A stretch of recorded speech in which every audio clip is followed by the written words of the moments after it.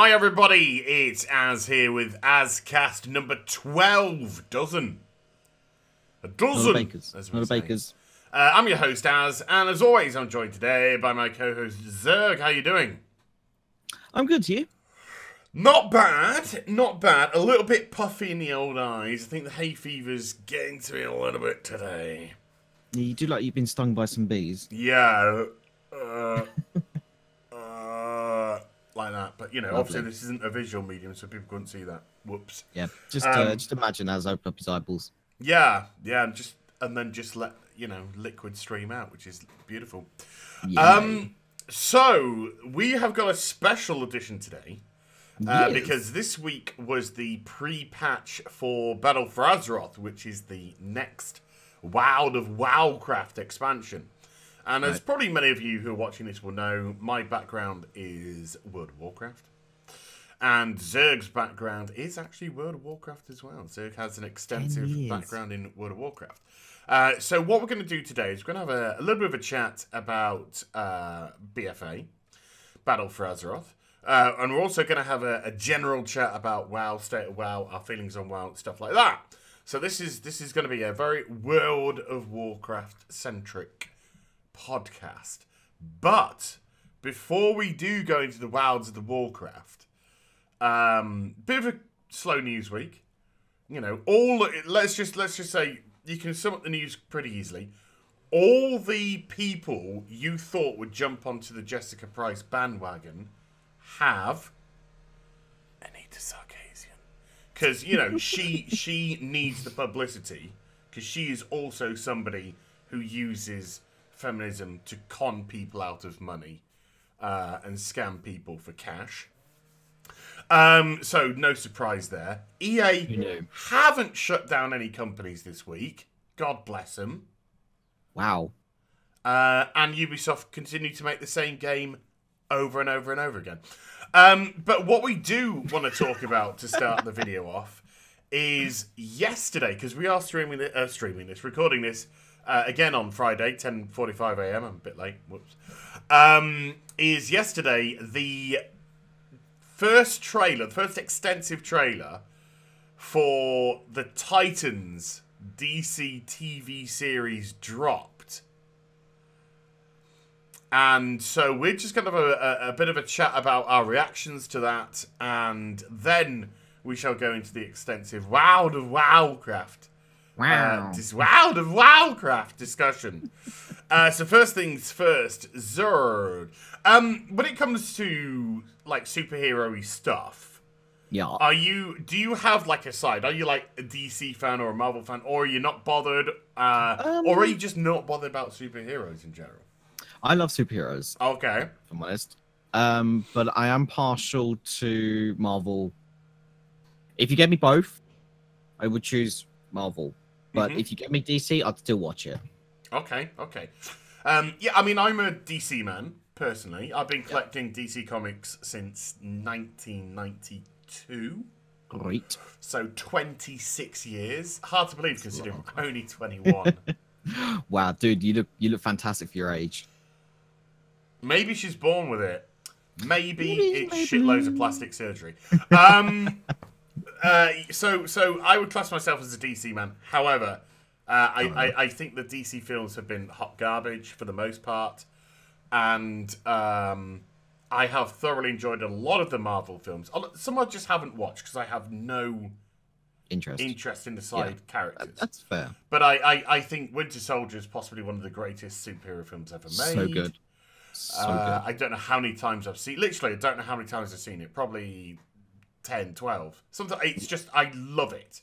If it's on, I'll watch it. If I'm feeling bored and fancy watching something, I'll probably put Winter Soldier on. You know, it's a film that I can go to time and time again. Yeah. Rather enjoyed Infinity War. Thought that was a bundle of laughs. And for the most part, I think a lot of the Marvel films that they've released have been pretty good. However, I will say that I think the Marvel TV series on Netflix have been varying degrees of good. Like, I think Daredevil started off good. Jessica Jones started off good. Half of the first season of Luke Cage, I think, was good. But a lot of it, like, Golden Fisting. I thought that was boring as hell. The second half of Luke Cage, I have no idea what happened in that because. I mean, Jessica Jones Series 2 was hot garbage. I found it difficult to get into Jessica Jones' first season, if I'm honest. I thought the first season was very good. I thought David Tennant was great as the villain. Yeah. In that, but the second series is just is nothing happens. Kind of sounds like Shield. I gave up on Agents of Shield after about season 3. I persisted and watched through them all, and let's be fair, you're not missing much, to be honest. I liked the movie tie-ins. That was it. I wanted to trust me. I actually really wanted to like Agents of Shield. Yeah. The Inhuman stuff just did it. It just broke me. I just had no interest in the Inhuman stuff, and no. But that's not what we're here for. DC are releasing their version of Titans, Teen Titans. Are they teens? What they are teens, yes. Right, okay. In the comics, it was the Teen Titans. Yeah, because I know Cartoon Network had Teen Titans, didn't they? And then the comics also had Titans, the Titans. Right. And they are like the sidekicks, the younger sidekicks of the more established superheroes, plus some new ones thrown in. Yeah. I think the major cast used to be Robin as the leader, Starfire, Beast Boy, Raven, Cyborg, and Kid Flash for the most part in terms of comic. Right. And then Robin turned into Nightwing. He dropped his Robin persona. He became Nightwing, which, by the way, folks, if you didn't know, a little bit of knowledge bomb dropping for you here. Nightwing was actually a famous hero on Krypton. And Nightwing was his nod to Superman, even though he was Batman's sidekick. Boom! The knowledge bombs are dropped. Take cover! How do you like dem apples, folks? It was kind of like a light TV series and a lightish comic. You know, they dealt with good themes. Right. Probably did one of the most famous comic storylines, which is the Judas Contract with Deathstroke the Terminator. Well, it used to be called Deathstroke the Terminator. Then the Terminator came along, and then over time they sort of dropped the Terminator part, and it became just Deathstroke. Yeah. But he was commonly referred. He was Deathstroke the Terminator. That is his. Right. More knowledge bombs. Yeah, I'm just getting carpet bombing. I'm not very well versed on my DC. This is why I'm just giving you a little bit of background. Okay. Yeah. And so TV series comes for the Titans. I have been looking forward to this because. I have enjoyed, for the most part, again, I must stress, for the most part, because some of it hasn't been good. But for the most part, I have actually enjoyed the CW's superhero shows. You know, Arrow has been good, and it's also been bad in some cases. But, like, the first 1, 2, 3, I think, like, the first 4 seasons were pretty damn good, or the first 3 seasons were pretty damn good. Yeah. I think it's this season, which I have yet to watch. Apparently didn't go down particularly well. The season before, though, I rather enjoyed, I must confess. Flash, for the most part, has been rather enjoyable, but I think it's got a very enjoyable cast. Yes, I loved Flash. The ensemble works very well, yeah. And Melissa Benoist is just heavenly to me. But I haven't seen this, I must confess, I haven't seen this series of Supergirl, but she's so charming, is Melissa Benoist. If she's listening, I am open to marriage. He's available. If you like it, you could put a ring on it. It comes with a Fitbit as well. It comes with a Fitbit. and a broken Stream Deck, which doesn't seem to work. So for the TV show, I have enjoyed them. This is not the CW. Right. I don't know if this is Fox. I don't know which network is making this, to be honest. I don't know if it's CBS, Fox. I don't know. But this is their going into it. So yesterday, I watched the trailer. As somebody who is probably more leaning towards Marvel than DC, what did you think of the trailer? Fuck Batman.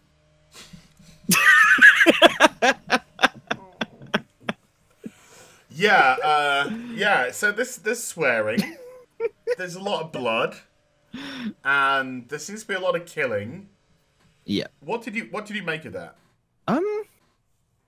It was interesting. It's a darker take on the DC universe. As like with Flash and Supergirl and Arrow, they do sometimes touch upon mature subjects, but nothing sort of like as sort of like, you know, swearing left, right, and center, and I don't know, extreme violence. PG-13 TV.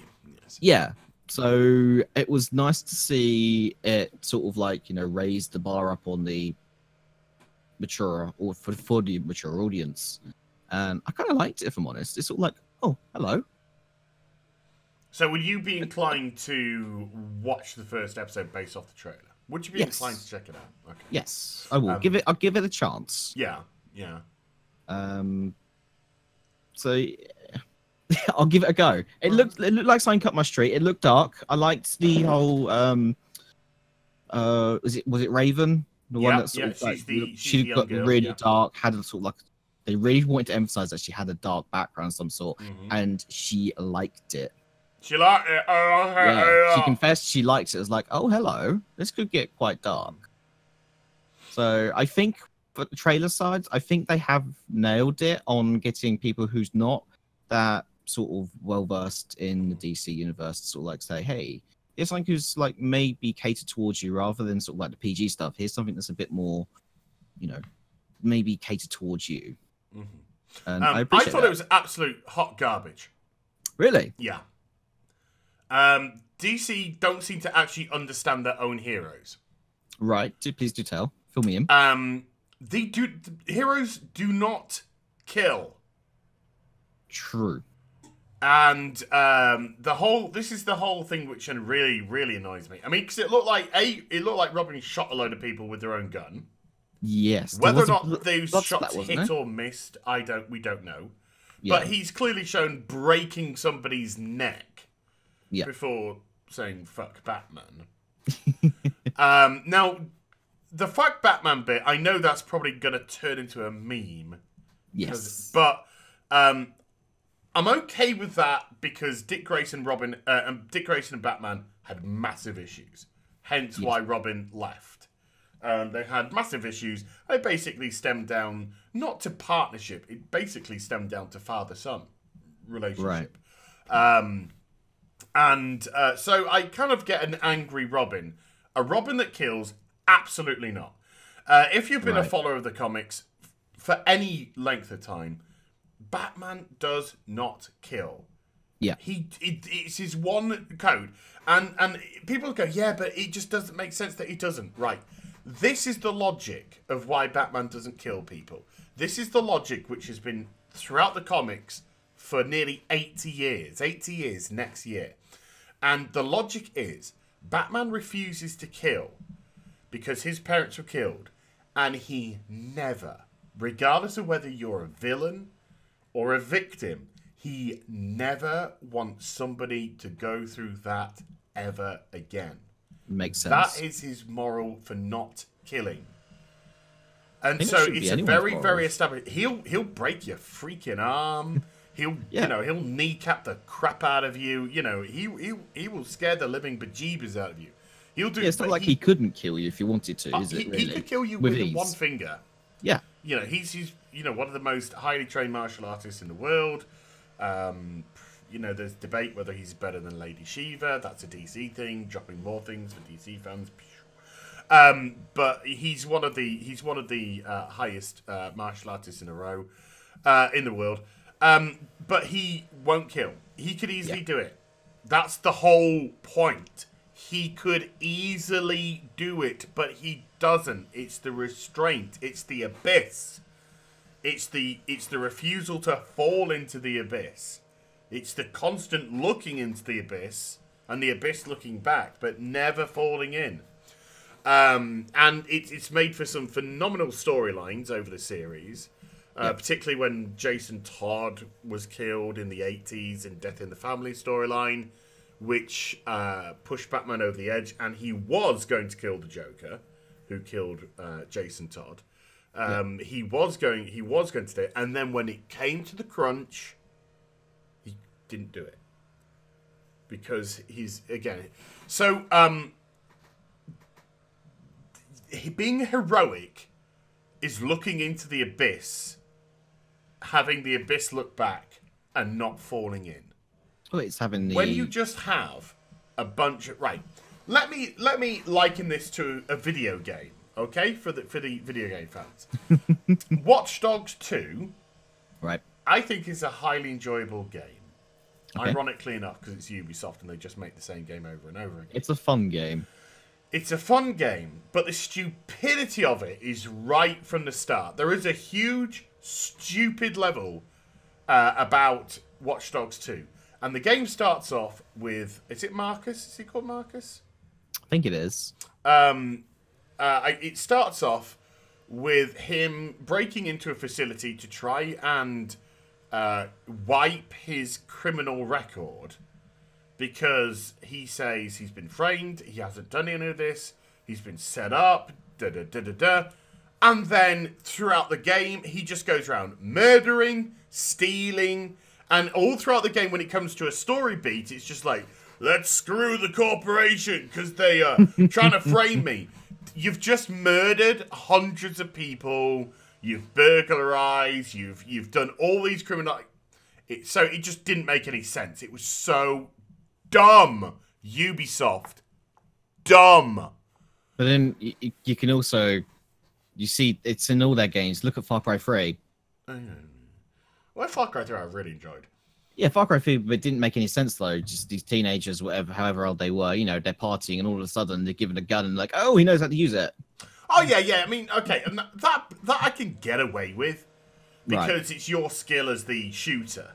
Yeah. So if you crap at first-person shooters, you know, it's sort of like, whatever. Yeah, I suppose then but I mean, it's not that. It's the actual story beat that just didn't make a lick of sense. This guy's trying to clear himself and get revenge on a corporation because of making erroneous things up about him and da-da-da-da-da. And then he himself is actually just going around murdering, killing, stealing, graffitiing, arson, whatever, just stuff which will put him away forever.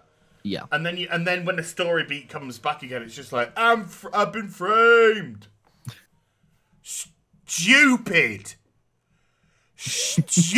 Okay, but that's Ubisoft. You know, they don't think things through. They just copy-paste the same game over and over again. Now, it's the same with the DC heroes. It doesn't work if they kill. If they kill, how do I feel sorry for them? Well, how do I empathize? They're murderers. Yeah. Murderers! This is why Schneider doesn't get Batman, doesn't get Superman. Because he doesn't understand heroicism. Doesn't get it. Oh, let's make Superman dark. That's not Superman. If you read the comics, Superman is such a well-rounded character in the comics. He doesn't go around going, Martha, let's snap some necks. Let's just smash every building, probably killing thousands of people. No, he will try everything in his power to Hulk save smash. people. Yeah, he's just Hulk smash, and he's crazy Superman. It's like Superman on flaming drugs. And then to see Robin killing, to see like people just getting maimed left, right, center.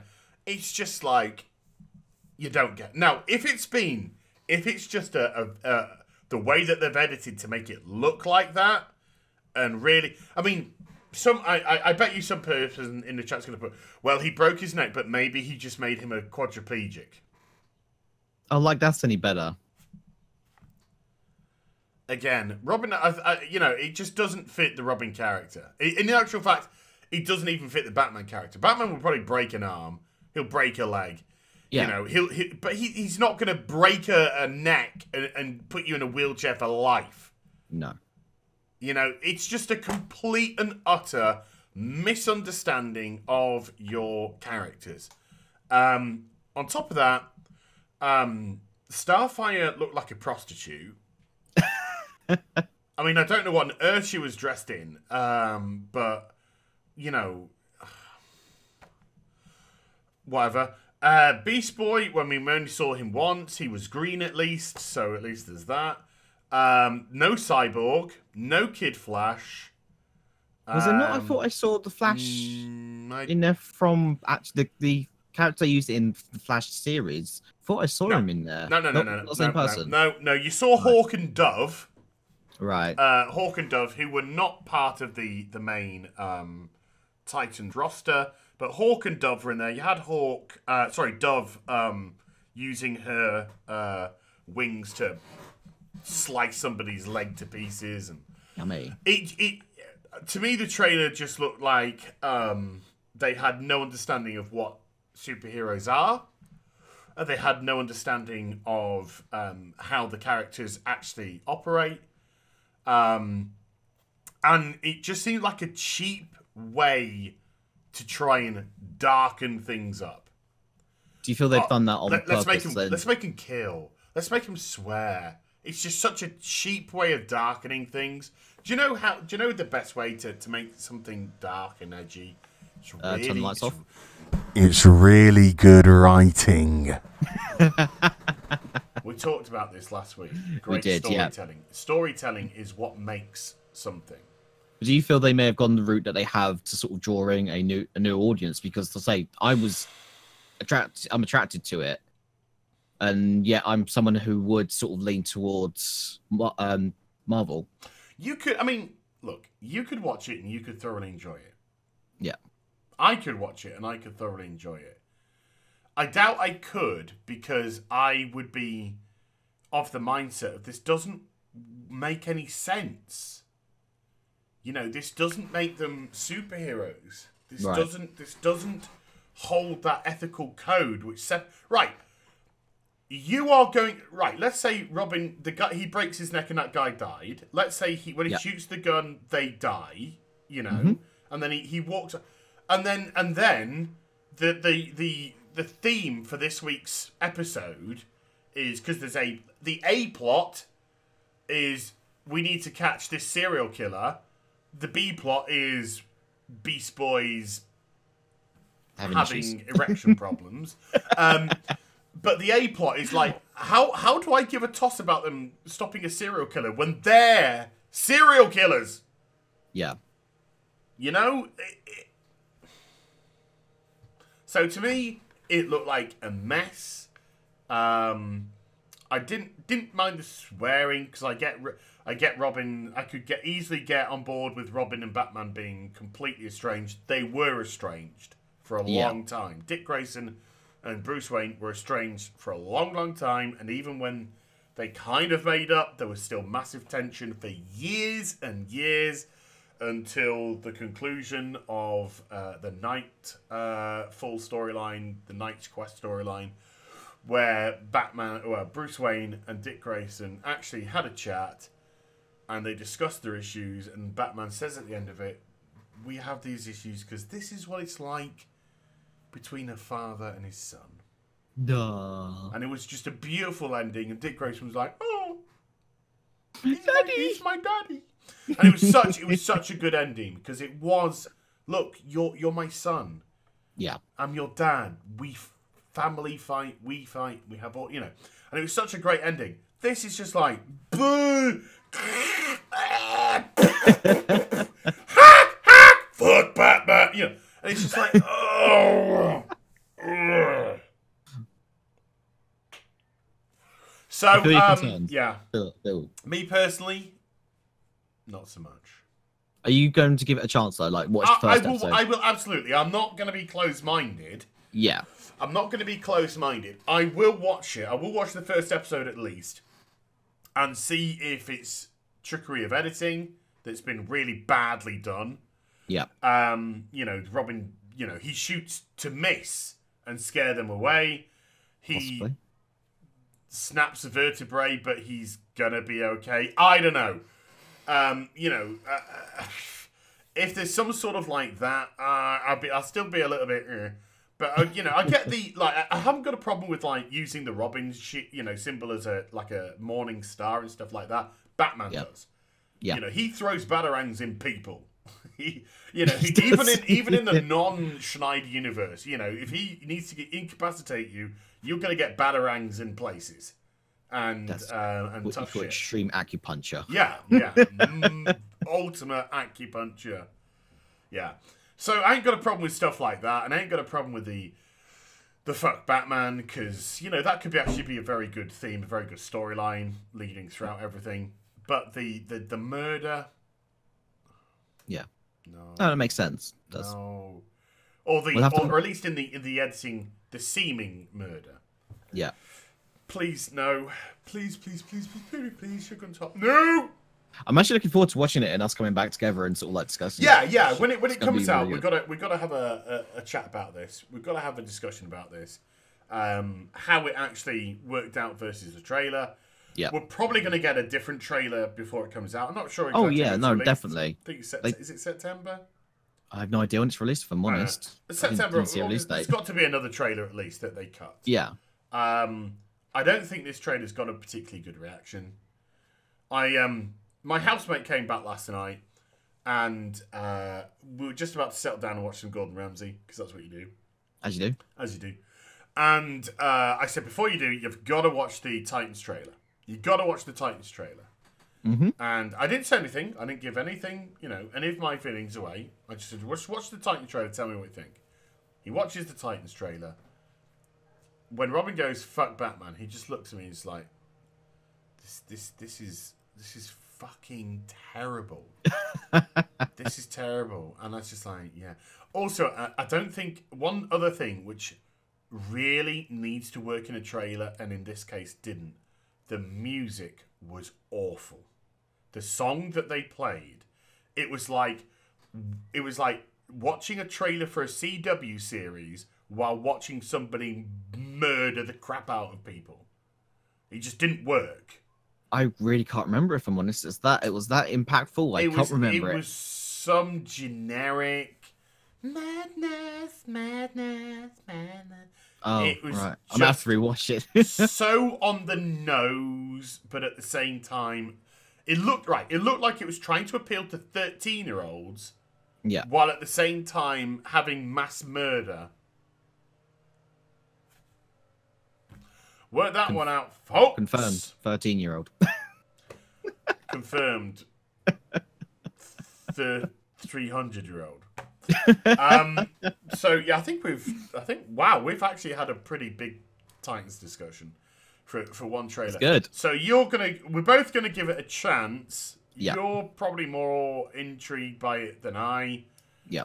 Maybe because I have more DC sort of background. Yeah. So you kind of have some kind of expectation of what it should be. Yeah. Whereas you don't. I don't. Yeah. And that's a very interesting position to be in, I think. Expectation versus somebody who just wants to be entertained. So we could be in the wrong. This could be like, come on, they're doing something different, but we'll see. We'll see when the show comes out. So let's get on to the meat and potatoes of today's podcast. Meat and potatoes. World of Warcraft. My. Dude, I think it's fair to say we have both had some very interesting experiences in the game. 10 years here. I've not been back to Warcraft in about a year and a half now. When did you join? When did I join? Just towards the end of Vanilla. Right. So while I was leveling to 60, BC was coming out. Mm-hmm. And I think you have actually left the game now. I have left the game, yep. I am clean of Warcraft! You are how many months clean? Ooh, it's got to be about a year and a half, roughly. So I'd say about 16 months. Did I buy you Legion? You did. Yep, you bought me Legion and a month's worth of game time, and that was all I did. And it wasn't. I just couldn't. No. I saw it was a thing to see if you could get back in. Yeah, I mean, they promised like no more daily quests and things like that. I was like, I saw right through it. I was like, well, your world quests are dailies, aren't they? Okay, all right. Who are you Okay, trying to fool? we're getting a bit specific here now. Yeah. I'm just trying to be general to set up your background. Mm-hmm. You started playing towards the end of vanilla, so Yep. Sans 2006. Yep. You quit. You quit during WOD. Is that correct? Yeah, halfway. I think it was halfway through WOD because I raided wasn't together in raiding. WOD. We were part of a raiding group. Some of the raiders left. Yes. To go onto different servers. That's correct. Yeah. Which crippled our raiding team. Mm-hmm. We merged with another group of people. Yep. Don't do that. Horrific. Don't do that. Horrendous people. We moved to a different server to try and start again, and then when we did, we realised none of us could be asked. Yeah. That was pretty much it. That was it. I brought all my characters over from the Alliance side to be Horde again. Mm-hmm. I did a video on YouTube about it. And then I returned back to the Alliance when it all fell apart. Yeah. Because, you know. Sad times. So between us, because I've played the game for like 11 and a half. Well, I'm currently playing the game again. I have had I took a year off in Legion. I took a year off in Cataclysm, 13, 14 months off in Cataclysm. So since I joined March 2007, so that is 11 years. Let's say minus it. So I've probably got like 9 full years of WoW, and you've got like 8.5-ish. If that, yeah. 9.5-ish, something like that. So between us, we've nearly got nearly 2 decades worth of WoW here. Don't say it like that. I know, it's horrendous. But the thing is, right, you say that, I don't regret any moment of it. Because I had so much fun while playing it. I met some awesome people, like your good self. I made some awesome friends, picked up a few life lessons. Just things for like the people at home, we met through WoW. Yeah. I met Ricky through WoW. I think you followed my YouTube channel. I found your YouTube channel because I was looking for a guide on how to do the Green Fire Warlock quest line. Yeah, and then I found your Twitch, followed you for a bit, and can't get rid of me now. Yeah, and then you were a mainstay in my Twitch chat. You came across as a lovely guy. No, we developed a friendship that kind of became an IRL friendship. Yeah. This is one of the beauties that WoW has done throughout the years. It has brought people together. It's made, it's built friendships. It's built relationships. It's a fantastic social platform. Used to be. Oh yeah. I haven't been in it every year and a half. So. But in all fairness, no. In all fairness, anything that is online, has always got the potential to build friendships and stuff. So between us, we have the best part of 2 decades worth of WoW experience here. Yeah. Now, what's interesting, I think, is the fact that you have left the game, and I have just returned back to the game 8 months ago after a year's absence. Now, what was quite different between our absences is I'm a WoW YouTuber. Yep. And I just couldn't do it anymore. I was done. I was absolutely done. And it wasn't through I used the term burnout, and now people twist it. When I used the term burnout, it was because I just didn't see the game evolving. They were just dressing up the same content over and over and over again. So when I say I was burnt out, I was sick and tired of doing the same thing over and over. It's like Chinese torture. So it wasn't like, I've been playing for too long, my head's going to explode, I need to get out of here. You can get with stuff. You can just, things can get to a thing. It wasn't that. It was just I am so sick and tired of doing... Where is the evolution? This game still has so many million subscribers. This game rakes in hundreds of millions of profit. There's clearly an audience here. And judging by the way that people return back to the game every expansion and they peak. But they lose so many so quick now because the returning players are like, oh, new expansion, what's new? And then they go, it's pretty much the same. It's just a different most of them drop off paint, because isn't they're it? just like, well, it's just the same old fucking thing. Yeah. And so if they actually decided to legitimately try something different, then they would probably retain a lot more people. But, you know, why do that when you've got shareholders who just want to get paid?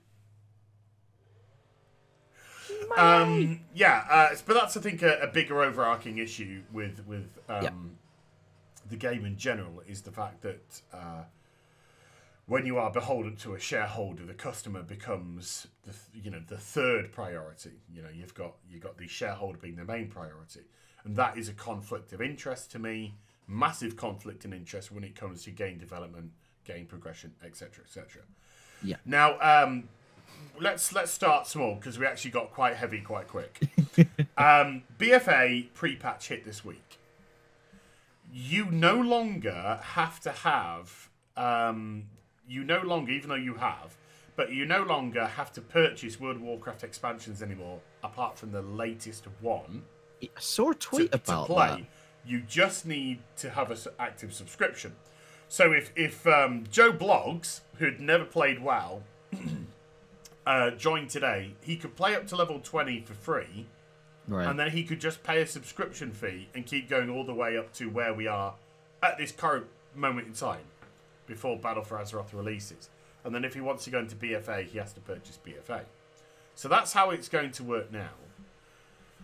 Do you have any itch to try BFA? Nope. Can I explain why? MMOs in general for me are, yeah, it was just, where do I start? It is a big question. It is. I loved MMOs. I still love MMOs. I think they've got something for everyone of some sort, whether you love crafting, whether you like leveling, whether you like just going through the maxing out your character, getting the gear and whatnot, looking for the right piece of gear. I still love looter shooters, things like Borderlands, Destiny. I love them because it's going for trying to get that perfect gear. You know, I love that. But for me, MMOs in a sense are just, I don't have the time for them. Yeah. And especially in Warcraft's case, I know it's going to be the same thing over and over again. I said it for years upon years, especially when Mists came out, said it then, said it in Warlords, and it was all the same thing over and over again. You level up to max level, you try and get groups to do dungeons and whatnot. You do the dungeons till you get your item level that you want or the gears you want, and then you just do your dailies for your rep grinds or whatever. And I'm just not interested in that anymore, if I'm honest. I don't know whether it's because I feel like I've been more casual, because I like playing. I just want to get the gear and just, you know, I want to pick up and put down. I don't want to have to sit there and wait half an hour to get into a dungeon or something like that. I want to pick it up, do a dungeon or a couple of quests here or there, and then put it back down. Yeah, Warcraft for me, I can't do that because it's, you do one daily, it's like, oh, I'm over there, I'll do that daily. Oh no, I'll just no point going to handoff. There's one over there, I'll go do that, and I'll do that, And next thing I know, 5 hours later, I've not fed the cat, it's dead on the floor. Shit. I just don't. Folks, yeah, cats. Please feed your cats and yourself. I just don't have the time or the inclination. Yeah, to want to put myself in that situation. I fully understand. I fully understand. One thing I will disagree with is the pick up and play. I don't think MMOs are pick up and play. I do believe that MMOs are meant to be time investment. Yeah, no, that is the apparent niche of them. Yeah, no, I wasn't saying they are pick up and put down. It's like I want a pick up and put down.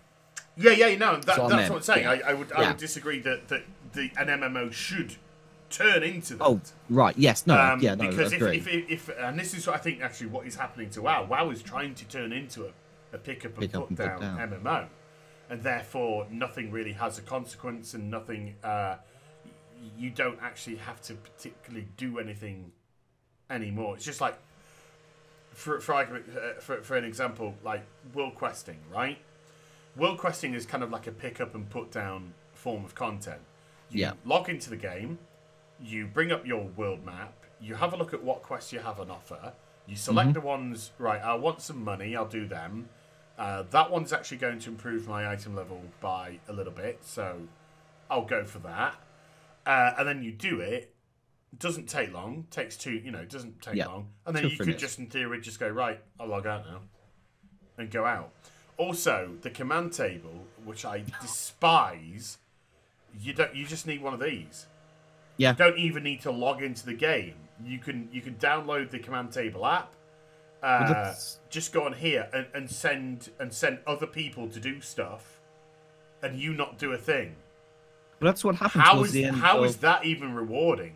Yeah, no, I was doing that towards the end of Warlords. Yeah. When we wasn't raiding, I was playing other games and just had my phone in my hand, like, yeah, send you off, put the phone down, done, sorted. I don't need to log into the game.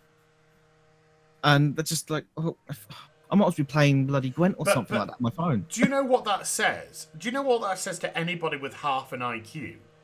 Our game's not even worth logging into. Yeah, it's terrible, isn't it? Our game is not even worth logging into. You can just go get gold, rep tokens, various other things, pets, crafting regents. You just get it through just logging on your mobile phone. Yeah. It's hot garbage. Garbage content. I want... Sorry, go on, sorry. No, go. I was going to say, I mean, if you want me to come back to the game, give me storytelling like WoD had. Not WoD, sorry. I'll take that back. Not WoD. Lich King. Yeah. He's having a fit. I said the wrong word. Lich King. So, hold on, mate. If I can pull you up on this. You want storytelling like WoD? No, I don't. I'm taking your first answer. No, you can't. So what you're wanting, right? It's to lynch myself. It's a story that makes no sense. Yeah. Where you fight against a villain. Yep. Who just out of nowhere suddenly becomes your friend in the last raid. Yep. That's exactly what I want. And then everyone just is like, yeah, this guy's great, let's follow him.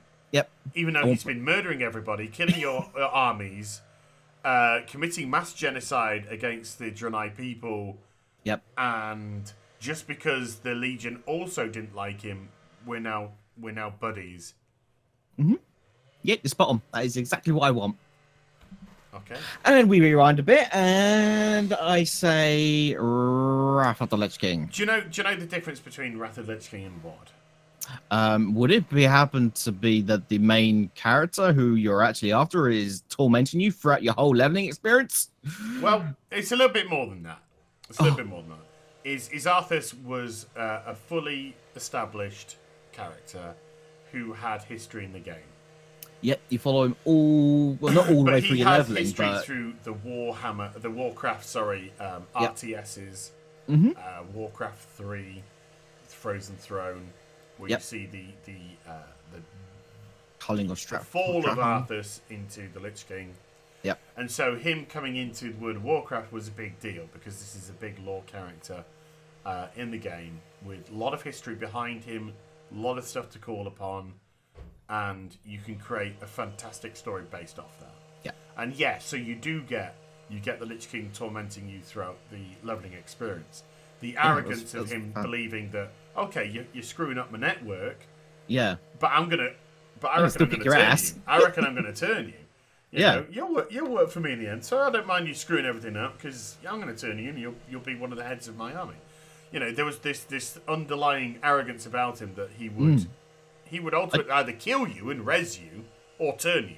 Yeah, and I love the fact that the characters that you went into Ice Crown Citadel with, which was the raid, was like constantly like tormenting Arthas himself, wanting to get revenge, and it was just that whole dialogue bouncing back between this Lich King, Arthas, and the NPCs that you're storming the Citadel with. It was just fantastic. To me, it was it's the best part of storytelling in Warcraft. Well, I think Arthas / the Lich King is the best character. Yeah. I think it's the best character that the game has ever created. Because of his backstory, because of his fall from grace, because of his ultimate death, because of his ties to Tyrion, because of his ties to Uther, because of his ties to Jaina. There were so many little threads. He was a well-established, well-rounded, well-thought-out character. Hold a second. Meanwhile, in Warlords of Draenor, But I think one of the biggest problems with WoW throughout the recent set of expansions, WoD, Legion to some degree, to quite a big degree actually as well, Warlords, Cataclysm, Mists of Pandaria, is there was no bona fide threat. Like, the start of Cataclysm, Deathwing is a good character in terms of a threat, but they didn't do anything story with him. No, they had him fly around the world. I'm a big scary guy at the start, okay? Yeah. I'm fucking off for a year and a half. I'll see you in the last patch. You know. Yeah, and every now and again, out in the world, I may burn a zone you're in, and I may kill you. But that stopped. That stopped after the pre-expansion event, I think. Just after, I believe. Right. So I mean, you could still get you had a little bit of story when you were leveling up in and getting to top level, and then he just vanishes, and then turns up at Dragon Soul at the end, and you have this, I thought, terrible story with Thrall, hippie Thrall now. Yeah. And the Dragon Soul, and I didn't, to me it just didn't work. It wasn't set up particularly well. Thrall, and again, a big problem was from the transition from Wrath to Cataclysm. Instead of actually telling the player the storyline in the game, they just release a book to try and make more money. And so, as a person who just wants to play the World of Warcraft and enjoy the World of Warcraft, suddenly you have vast chunks of lore missing because they refuse to tell that storyline in game, which they should, but choose instead to try and make a buck off selling some books. Yeah. And the average player. The average player doesn't like that, because the average player is just like, whoa, wait. Yesterday, Thrall was my war chief, and Kane was the leader of the Tyrants. I've logged in today. Thrall's gone. Yep. Now Garrosh is the war chief. Kane's dead. Bane's taken over. What's going on? And to an average player, that is actually a big disorientating effect. Yeah. Because they've been playing great storyline, and then suddenly they're just like, oh, shitloads is missing now. And so you have this major disconnect between expansions because Blizzard want to sell books. Yeah. People pay a subscription fee each month to this game. They deserve to have their story in the game. If you want to make books, great. Go for it. This is absolutely no slur on Christie Golden, because I think she's a very good author. Yeah. But have these books flesh out something else. Have these books tell a story about, when Thrall was captured many, many years ago. Flesh out those backstories, or do books about the War of the Ancients and flesh out those events of yesteryear. But when you're creating a book about current events, you create a massive disconnect between the expansions. You create a massive disconnect with story, and then you create a massive disconnect with the actual. Thanks, man. You create a massive disconnect between the players themselves. Yeah. And a casual player is going to get pissed off by that. Oh yeah. Without the fact. Since Cataclysm, because I think Deathwing when I say was a good character, he was a major character that they didn't. Oh, he was massive within the Dragons. They didn't do Dragon aspects. Yeah, they didn't do anything good with. But since then, no discernment in Mists of Pandaria. The Garrosh stuff was just ludicrous. It was ludicrous. Warlords of Draenor, just hot garbage. And Legion, unfortunately, the story of Legion, after a really good start in terms of storytelling, Varian being killed, Tyrion being killed, the Legion looking like a massive threat, it was just like they just got the handbrake and went, It just spun out of control. They didn't stop. They just kept spinning and hit a tree. It just went nowhere. The car just went, And it's just like the Legion didn't get off the broken shore. Nobody else was in threat of any dying after that. No. Yeah, I know Ysera died, but she died again during the leveling experience. How many times she died? It's like stuff. Well, it's she lives on in spirit. She's now in the Emerald Dream, having a kid. Oh yeah, of course. So all the interesting things happen during a little bit of leveling and pre-expansion, and then nothing happened throughout the course of the whole expansion. It's like a bit here of Anduin now trying to learn about the power of responsibility now Daddy's dead, and actually assuming the mantle of king. Okay, that was all right, but it was such a minuscule part of the expansion. And the Illidan stuff, because, when in doubt, let's just break glass and get Illidan out of his prison, because member Illidan. Member Illidan. Legion felt like, it felt like it was a trick. It felt like it was just trying to pull on nostalgia. He was trying to use that nostalgia thing to try and get you back. Oh, you loved Wrath Burning Crusade. You loved Illidan. Well, he's back. Yeah. And he's emo as ever. But in the meantime, about him. the Legion, which has been set up in the pre-expansion as an apocalyptic event. I wanted the world on fire. Yeah, exactly. Where was the threat? the fighting on Broken? Where was the fighting on Eastern Kingdoms? Where was the fighting in Kalimdor? Where was the fighting in Pandaria? Where was the fighting in Northrend? And I mean, before anyone goes, yeah, but you did a quest when you were a Death Knight to take you to. Shut up.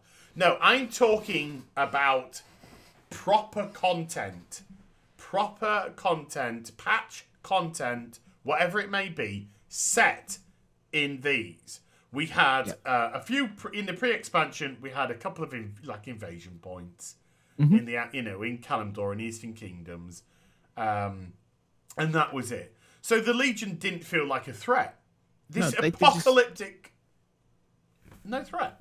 I mean, for years and years, we've had the Dark Portal just sat there with a couple of Legion demons, just mooching about, having coffee, scones, tea, whatever you want to call it. And, we go to Outland, and we go to, we see what happened there and whatnot. And then know what happened to the Dark Portal, mate. Yeah, we do, don't we? They turn it into... By the way, can I just say something? Right, why didn't they just destroy the Dark Portal? It's been sat there for how many years now? Because we'd gone through to Outland, right? We'd saved whoever was stranded in Outland. Yep. Who was stuck in Outland. Look, we've got a portal open. Come back. We can pull out now, ladies. We can pull out now, right? The Warlords of Draenor, time-traveling, trans-dimensional Iron Horde want to come through the Dark Portal. Khadgar says, "Come on, everyone! Let's all go through the Dark Portal to this new planet and get massacred." Why don't you just destroy it and stop them from coming through? Yeah. But as they might make another one. Destroy that as well. They can make as many on their side as they want. There's no portal connecting the world anymore. Yeah.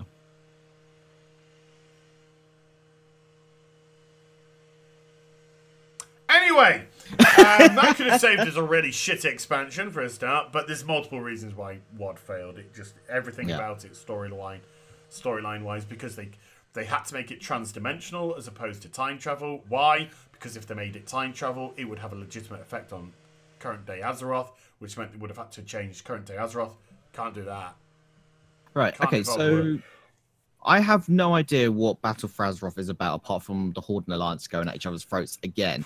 So towards the end of Legion, give me a TLDR, because I haven't played it. I have no idea what happened. And then explain to me what is Battle for Azeroth, because as far as I'm concerned, there's no Legion, is there?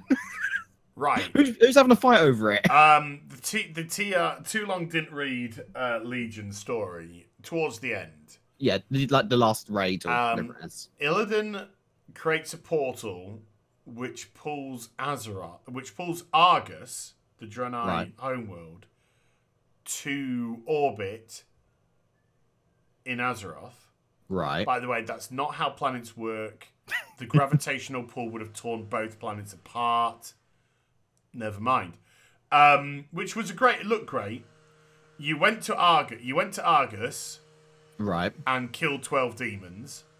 And then just did world quests for 6 months.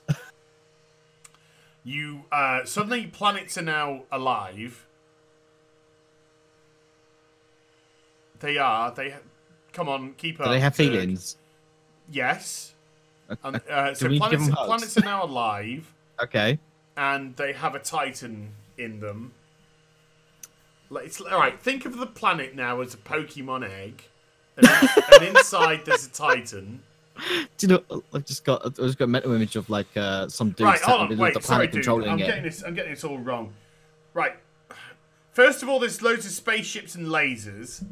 Okay, right. So we're Star Wars. So there's spaceships and lasers, and the spaceships are all flying but not doing anything. But they got laser beams on them. And there's a ship that was purple. Child mobile. Okay. There's a ship that was purple that now turns into piss, a piss-coloured ship. Okay, so it's an RGB ship. And that fires laser beams at things. And then you got to do your world quests. Okay, so we're treasure hunting. and then you go. Then Argus is alive, and so you got to kill Argus because Argus has been corrupted by Sagaris. And then when you defeat Argus, he becomes good again. He sits down on a throne with all the other planets. No, sorry, the Titans. And then Sagaris appears, who's actually 5 times the size of Azeroth. And again, gravitational pulls and all. Never mind. And he gets a big sword and he stabs Azeroth, which is alive. Because Azeroth is alive. And then Azeroth starts bleeding artifact power.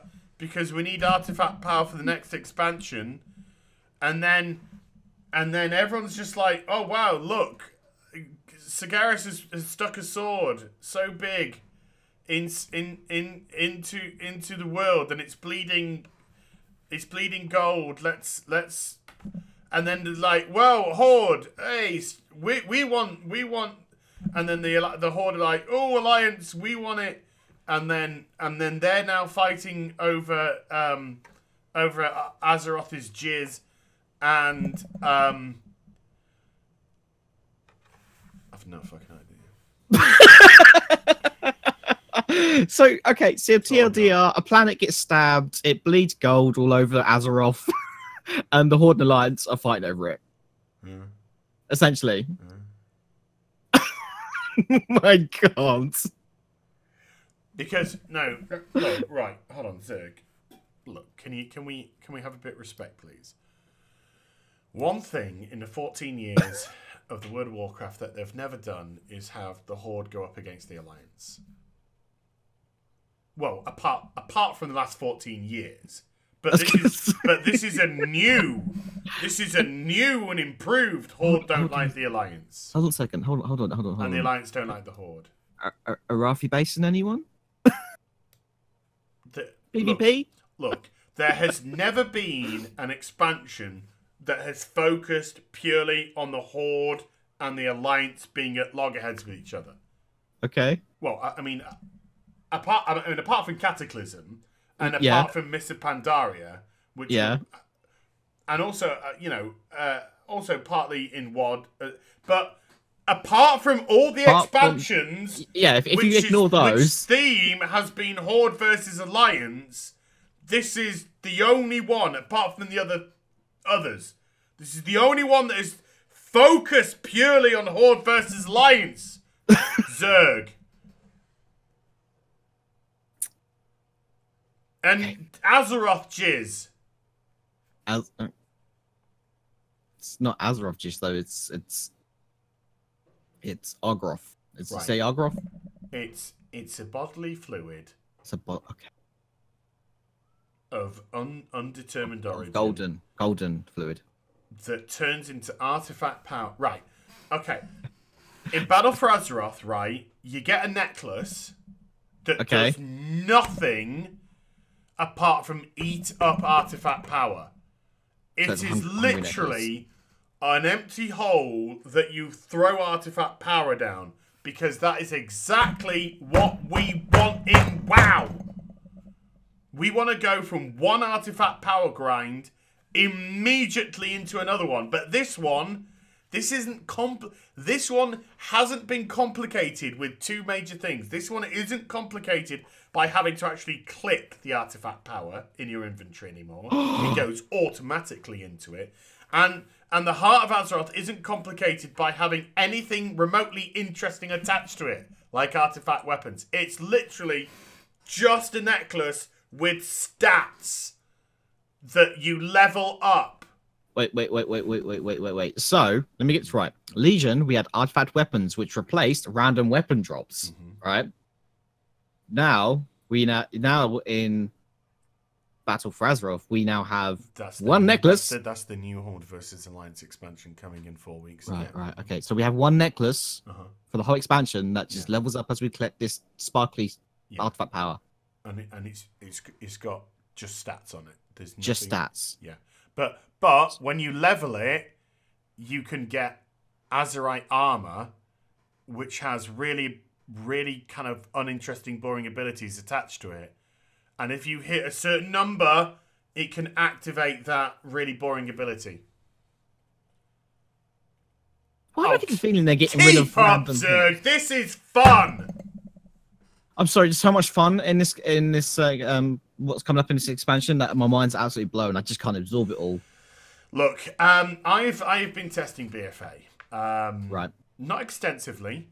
Okay. And I'll tell you why. Number one, not extensively, because it bored the crap out of me. And I don't mean that, you know, in a purposely controversial way. I don't mean that in a I hate WoW way. I really want to like the current product. You have no idea how much I want to like the current product. Do you know how much easier it would be for me as a WoW content creator to just have good stuff to talk about, something enjoyable to do, rather than feel like that it's a chore, as opposed to like being, well, I can't really, you know, if I do a video, I'm either going to do, I can only do like a generic video, or I can do a video where I try and pull things apart. But while people are just like, as we want you to come back to WoW because we want you to be honest with your opinions. And then you give an honest opinion, and then the consensus is, okay, you've given an honest opinion, but could you give an opinion about just liking it and not actually criticizing it? And then it doesn't work, and then you're just like, well, what's the point of making a video then? No. Because, you know, if there's something good I want to talk about, sure, but Battle for Azeroth in the testing procedure, to me, for the most part, has been crushingly boring. And the reason to me why it's been crushingly boring is because beat for beat, it just feels like Legion. Right. In terms of the way that they've constructed content. Level up, you have a progressive story through zones. Some of them are good. Some of them, you know, give or take. Some people are going to like some. Some people aren't going to like others. Etc. That's always the case. Fine. Fair enough. But you hit top level, and it's just like, right, outside world quests. World quests just saturate everything. There's no other form of external world content. All the world quests just offer the identical rewards that you're getting currently in Legion.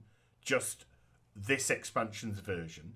So again, gold, rep tokens, crafting regions.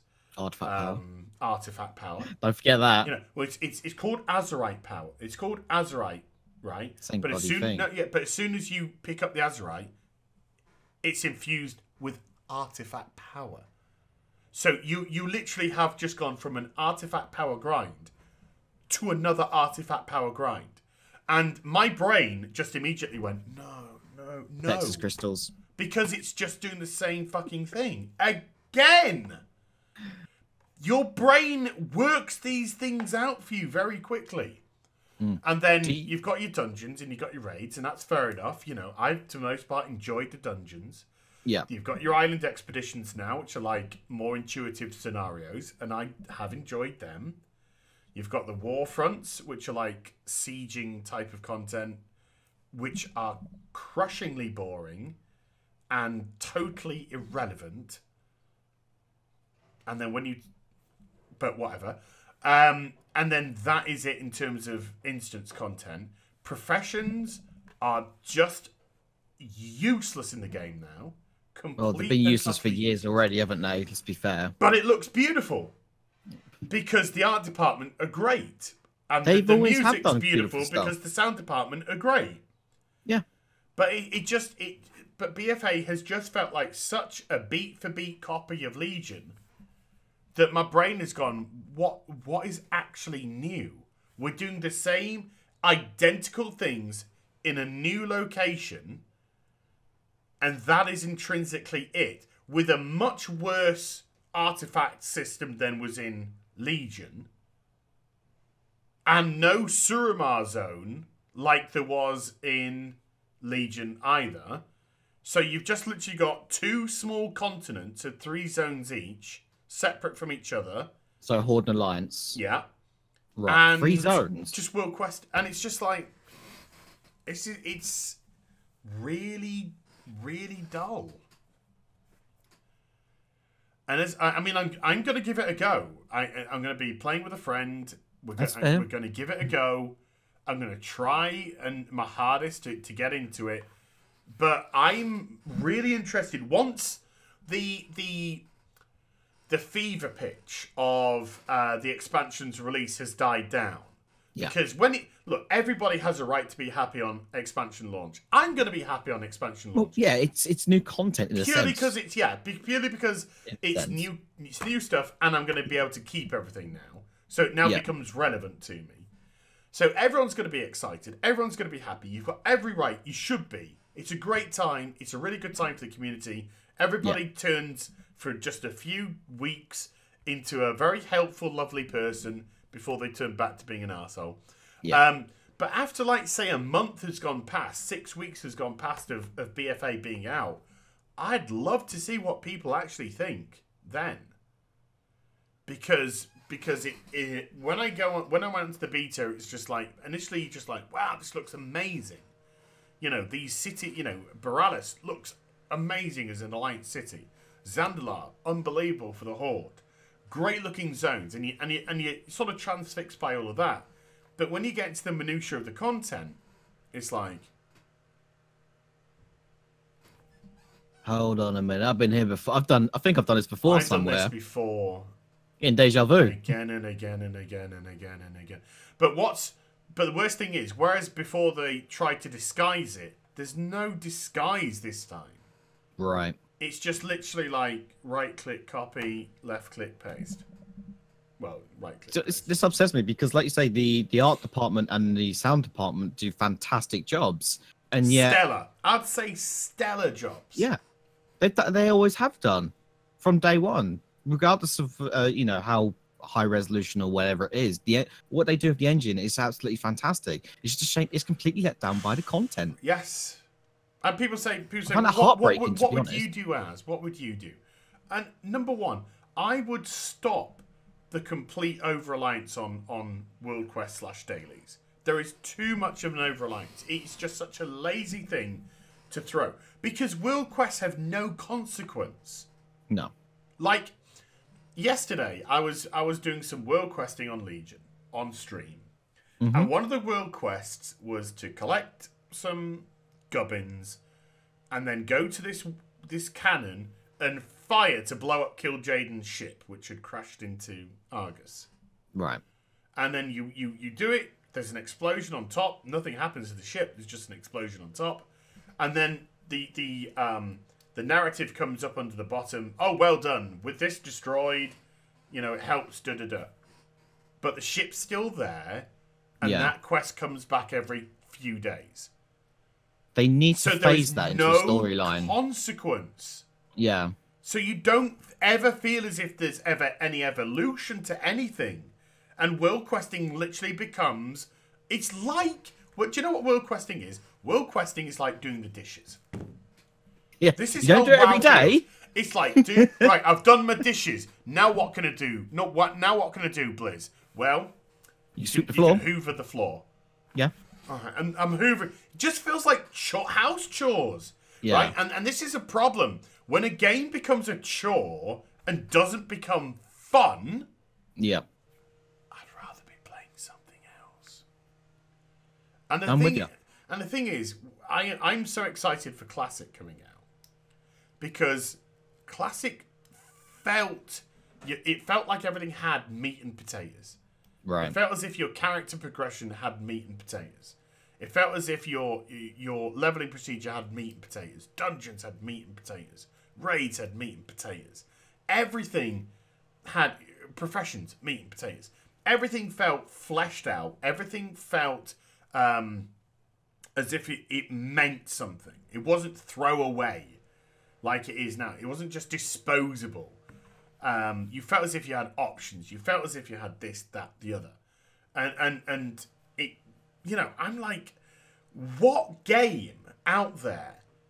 What game in the sphere of games are the community desperate to play a 14-year-old version more than the current product? There isn't. And that is such a crazy thing if you think about it. It's such a crazy thing that the community is screaming to play an older version of the game because they think it's better. That's weird, isn't it? And I don't think a lot of people actually think about that. They don't realise the implications of that. No, it's when Classic comes out, I'm absolutely sure millions of people are going to play it. Millions. I don't think this is going to be like a fad. I don't think this is going to be like, well, you know, it's got 200,000 people. Well, what, can you remember the numbers for Nostalgia? I think Nostalgia had something like 1.2 million people subscribed, signed up to the server. Yeah. And I think concurrently, it had like 800,000 people playing. That's a lot. That is a hell of a lot. And if you think, you know, if you think, well, those numbers sound a bit spurious, you just have to look at the screenshots as well. Yeah. Zones were packed. I mean, absolutely rammed. I mean, it goes to show how successful they were because it caught Blizzard's attention. Well, how many servers do that? Well, you have to understand as well that this was a time when WoD was tanking. Yeah. It was tanking so badly, Blizzard took their bat and ball home and refused to give out sub numbers. Because it had dropped from 10 million down to 5.5 million in less than, like, 8 months or something. Yeah. 9 months. And so when it was just like, you know, people like myself just reporting, you know, the game's just free fall. They were just like, oh, we're not giving out sub numbers anymore. Now that we're losing subs hand over fist, we're not going to give out sub numbers anymore. Yeah, we don't want to do that because it looks really bad. It looks really bad. All they wanted to do was tell shareholders that they were making X amount of profit. And so we don't even know by the end of WoD what the sub numbers were. No. But they were bad. I mean, cripplingly bad. I wouldn't have been surprised if the numbers were down to like 2.5 million. It was so... The game was empty. Everyone was just like, we're done. You know, we're done. This is just absolute hot garbage. Even the top raiding guilds had quit, didn't they? They stopped. Loads have. Yeah, when the top raiding ones that actually participate like in live events for the world's first and things like that and show how quick they can do it. When they took stop away playing, world first now. Yeah. When they stop playing, you know, that says a lot. Yeah, and you know, when... You know, I've got no doubt that Legion's got more subscribers than WoD. Yeah. But what is that number? Like, I saw some tweets between an established and very, very popular WoW YouTuber and someone else. And they had this exchange about sub numbers, which was just lies. Yeah. Like, the guy was just like, the last time we heard, sub numbers were holding steady at 7.5 million. No, they How many, weren't. sorry? No, they weren't. The last time that any sub numbers were released, they were down to 5.5 million and in free fall. Absolute free fall. Yeah. And that's when Blizzard took the bat and ball home. So we don't have any realistic numbers for Legion. We can speculate, but we could be completely off. But you could say, most people think Legion's probably got about 4.5 million subscribers. That seems to be the consensus. What is that based off? Pure guesswork. Just pure mitigated guesswork. And so we don't know what the sub numbers are right now. I don't think BFA is going to be as popular as Legion was at all. I mean, unless the patch content really comes through. Unless the patch content really comes through, the 8.0 BFA patch is so generic. So utterly generic. It'd be interesting to see when 8.1 is planned. And it'd be interesting, like I said, to see, once all the hype has died off, where people are in 6 weeks' time after the expansion releases. Be interesting. Especially the gaps between how they release the patches as well. Because if the first patch doesn't do too well, I should imagine they're going to try and push them out quicker. To try and get the content out there. Otherwise, people are just going to leave left, right, and centre. Well, I mean, like, there's such a skew narrative. Like, I left the game in 7.0. Yeah. And I left the game at the end of October 2016. So the Legion had been out for 2 months. I stayed in Legion for 2 months. And I was done. I couldn't do it anymore. Because it just felt so similar. Yeah, I liked the acquisition of the artifact weapons. I liked those little storylines. I thought they were great. But when I was in the outside world, cripplingly boring. Cripplingly boring. Yeah, there were dungeons and raids, and I don't mean this in a disrespectful way, but they're kind of like established WoW things, very established WoW things. So, to me, you can only run dungeons so much before it does your head in a little bit. You got to take it. You got to take a bit of a break. Yeah, Mythic Plus was great in terms of scaling up the dungeon to get harder and harder, but I in an MMO RPG, I don't want to be stuck in an instance. I want to be in the outside world, having fun in the outside world, and experiencing the amazing worlds which the art department are creating for us.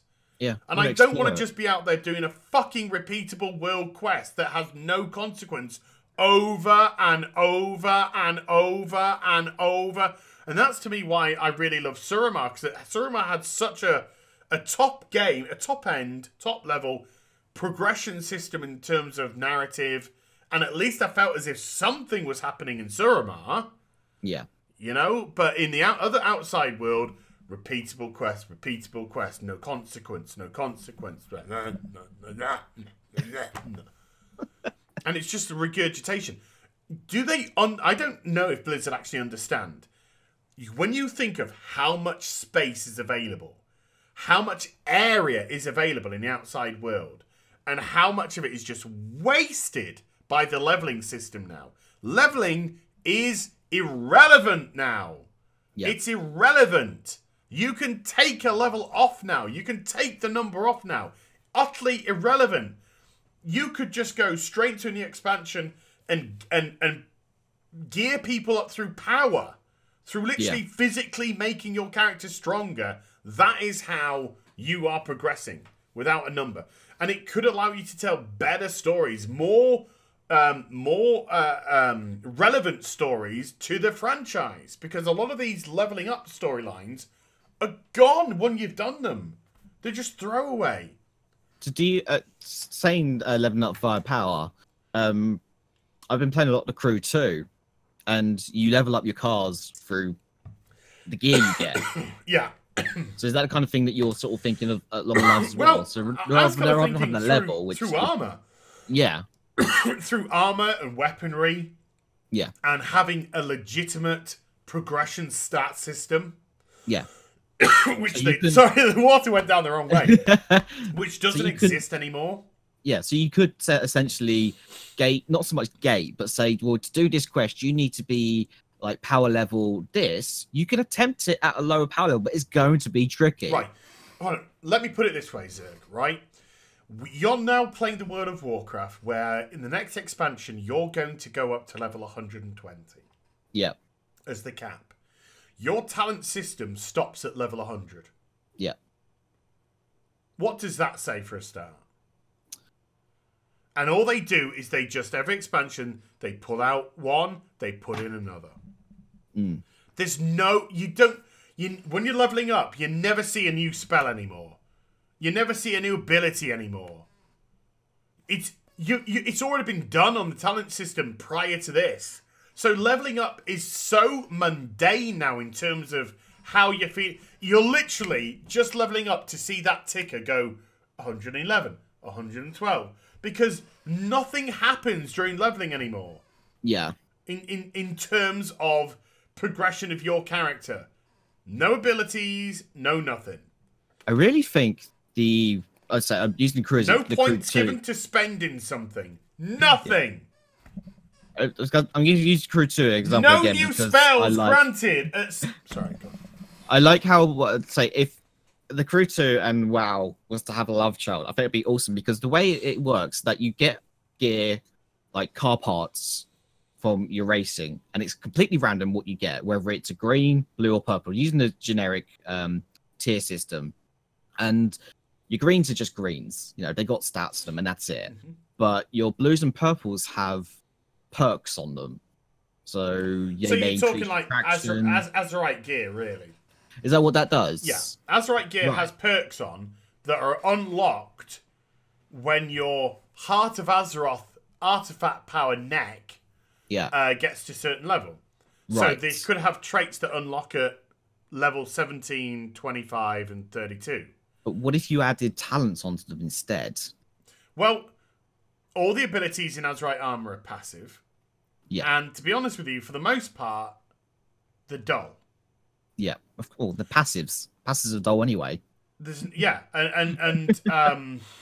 there's nothing active about them. I think there should have been something active about them. Yeah.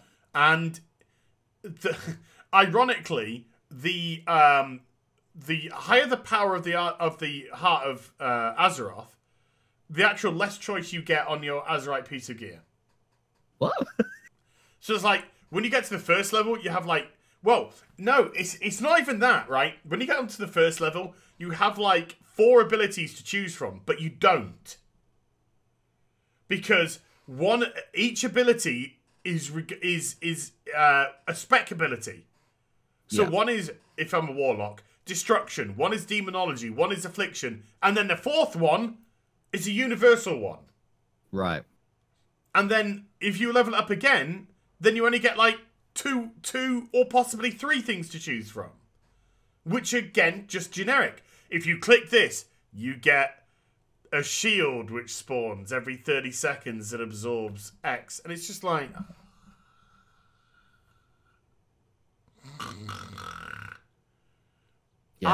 I think their talent system at the minute is dreadful.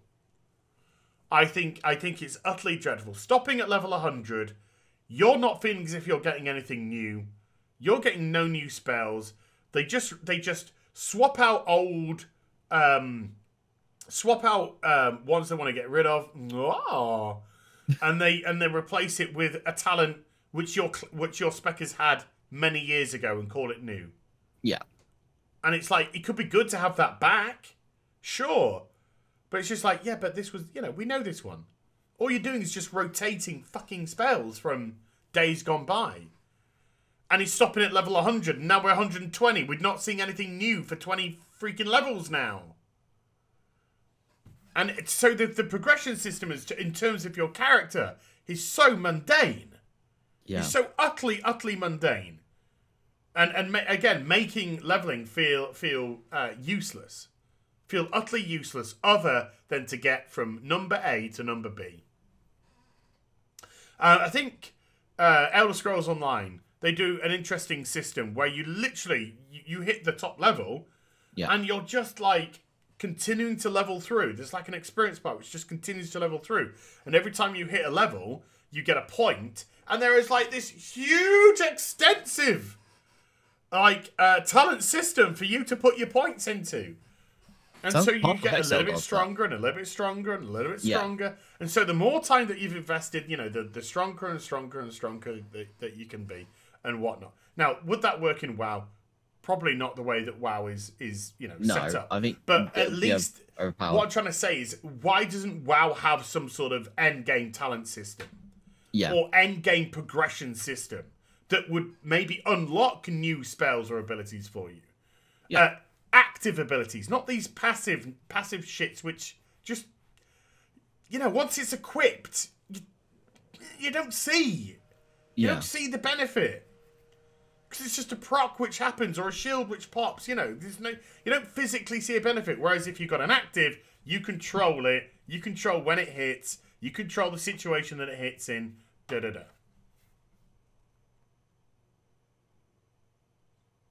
Tell me if I'm wrong. No, you're not, because obviously people are sort of dropping off left, right, and centre, aren't they? They need something like, not so saying they need that, but they need something like that to keep people to chase that goal. And what's worse is the Azeroth gear is replacing tier gear. Oh dear. So there's no tier gear in the game anymore. Yeah. So this is meant to be the gear which prevents you from getting locked into tier gear because you need those set bonuses. Right. Because you'd rather have the set bonus than 5 item levels higher. Now, I understand the logic behind that, but the way that they've done the Azeroth gear, it's just like, nah, man. No.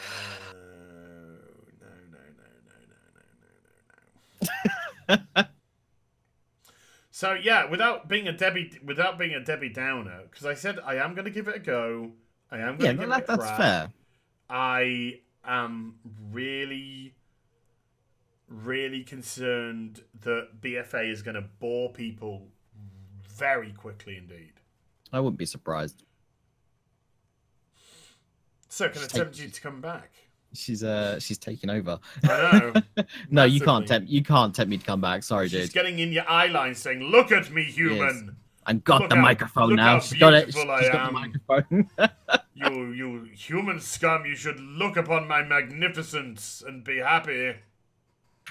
Big yawn. Would you be tempted to try it at all? No.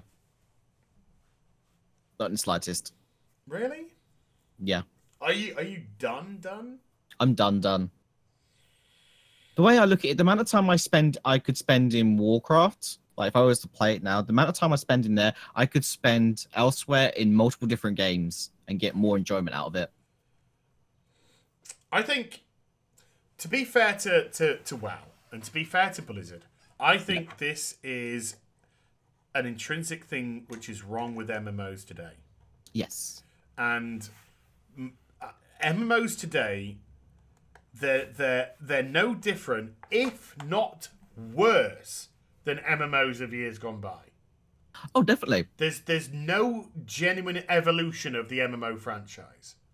No. Like, if in 2004, if you said to me, what do you think MMOs are going to be like in 15 years' time? I'd be saying things like, well, you wouldn't just be fighting anymore. You could like be in an MMO, and the character that you create is a baker, and you are constructing and building your shop. Your quests are to negotiate and to get a strain of suppliers, and you sell your gear to people in the game. Oh, how awesome would that be? I mean, to me, that was just like, you know, or if you want to do some fighting, you're not just a generic go out into the world fighter. What class have you done? I've chosen to be a guard in the city. So your questing involves your training. Your questing involves your progression from private to maybe lieutenant in policing the city part. In a sense. Your questing is policing. You have murders to solve. You have thefts to solve. Yeah. You have you know, bandit attacks. You have this. You get sent off. You know, take a battalion of 3 other guys or something, and we need you to check out this farmstead because stuff's going on at the farmstead. and we need to find out what. And, you know, it's not just a generic, go out, kill 10 of these fish. Collect 10 bear asses. Collect their ass sphincters and bring them back. That's what I would have thought, you know, and there would, you know, and your classes would be based around not just fighting. You know, you could be a tailor. You know, your class could just be a tailor, and you would make the armor for people to wear in the game. Or you'd make the armor for a certain proportion of people in the game, and then you'd go out and get the resources and then make it, wouldn't you? Well, yeah, or you know, and then you get to a certain like level, and then somebody comes into your shop, or you get a letter delivered saying, "Can you come and meet us at this location?" And you go to this location, it's like a mages guild. And the Mages Guild are like, we're really impressed with your level of tailoring. We'd like, your robes are next to none. We'd like to teach you how to like interweave your gear with a bit of magic. Yeah. And then we'd like you to supply the mages. You know, and sort of like this is how the game is now played. It's not just a generic, because every fucking MMO that comes out, this is why MMOs are failing today, because everyone is identical. Oh, there's a new MMO coming out from Korea. Great. What do? Well, you pick a race, you pick a gender, you pick a class, your combat class. It's just the same. Why would you go to that game when you've been playing WoW for 15 years? Why would you play that game when you've been playing Elder Scrolls for 5 years? You know, you've already got your MMO. This MMO has got to be fucking rocking horse shit different. To pull you over. So this is why they're just not getting people playing, because it's just offering the same stuff over and over again. Where is that company that is doing the different thing? Where is that company that is saying, right, you know, not everything has to be combat. Let's have some, you know, let's have a character which can be designed around trade. Let's have a character that can be designed around construction. Yeah. You know, let's have and where are the true evolutions of an MMO? Because to me, living in an MMO world is a community. It's about being with other people. And MMOs now are becoming, particularly with WoW, are just trying to push more and more people just to do instant stuff. Yeah. And the outside world's fucking useless. I mean, how awesome would it be if you had like your Horde and an Alliance, right? Same continent, but like miles apart. You got all this land in between, but yet you've got professions like your mercenaries and things like that, and you can help build the cities up, build the defenses up and whatnot. And as the cities expand, you're then fighting for land with the But Horde. You don't even have to have conflicting factions. No, but I'm saying as something that. You could just have different cities, and if you wanted to introduce a PvP element to it, then you could design specific content around a PvP activity. It doesn't have to be, right, we're going to go into a battleground now. Right, we're now going to be flagged for PvP in the outside world. You can construct and craft actual storylines, actual content around physical PvP conflict. Can you imagine being a farmer in this like scenario, right? You're in a farmer, right? Mm-hmm. And whether you're Horde or Alliance, let's say you're an Alliance farmer, right? And you're out tending to your field, you're watering it or whatever, and all of a sudden you turn around and there's a group of Horde coming right towards you, and you get to sound the alarm, however you do it, and you call in your reinforcements and whatnot to try and defend your farm in a sense. Well, I mean, things like that. You could have a farmstead, but instead of like, you could even do that. You could do that rather successfully through PvE as well. Yeah, because you could just have you're developing your farmstead. Your farmstead is responsible for creating X amount of food, which is going to supply X proportion of guards or X proportion of the city, and therefore, you know, your current worth is based around your current production levels and supply levels, etc., etc. Bandits want to nick your shit. They want your food because they want to eat as well. Because they're gonna eat your cows. They want to take your cows. They want to take your pumpkins. And then you can actually have the content where you're calling in the guard. Now, the guard could either be NPC guard against an NPC flock, Or the guard could be a call to battle for genuine guard players. Yeah, because you can't fend off those bandits. You've only got a pitchfork. You've only got pitchfork. You can prod and you can fight to a very low degree, but that's not your skill.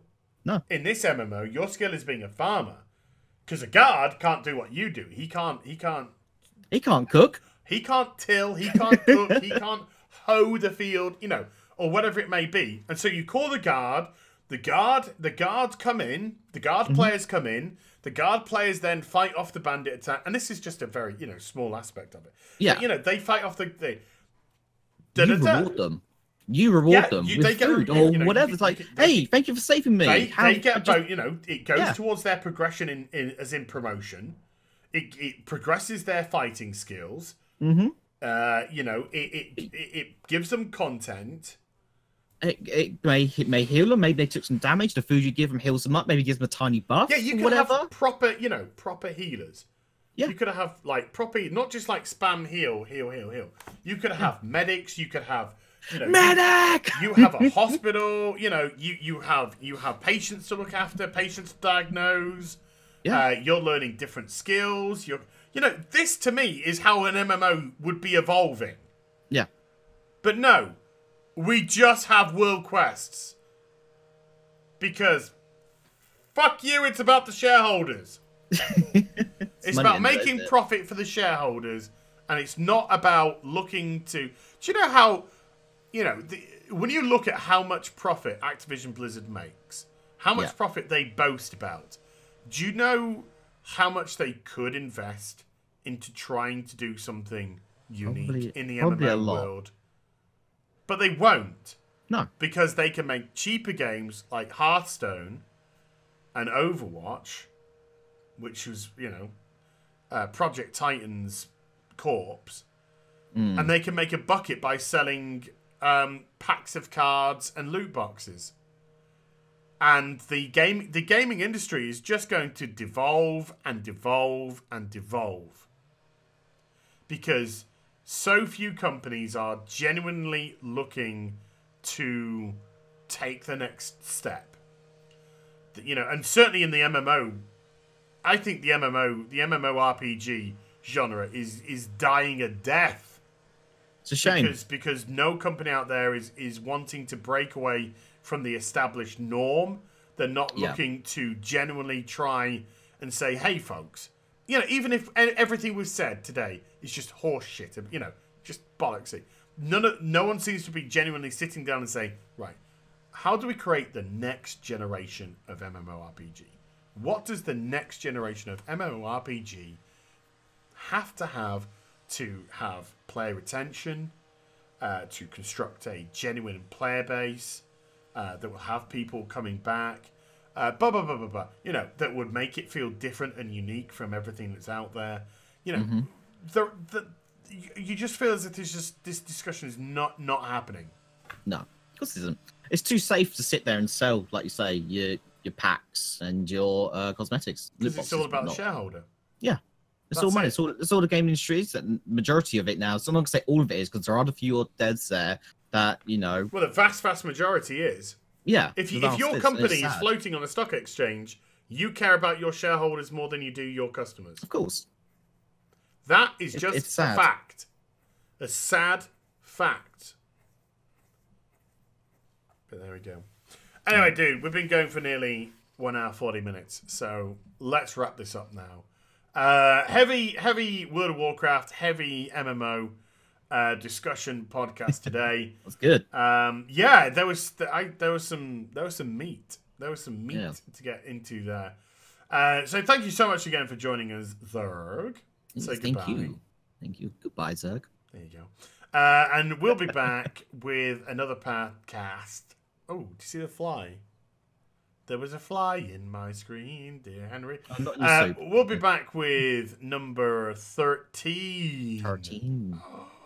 Friday the 13th podcast next week. Until then, you take care, everyone. Bye for now.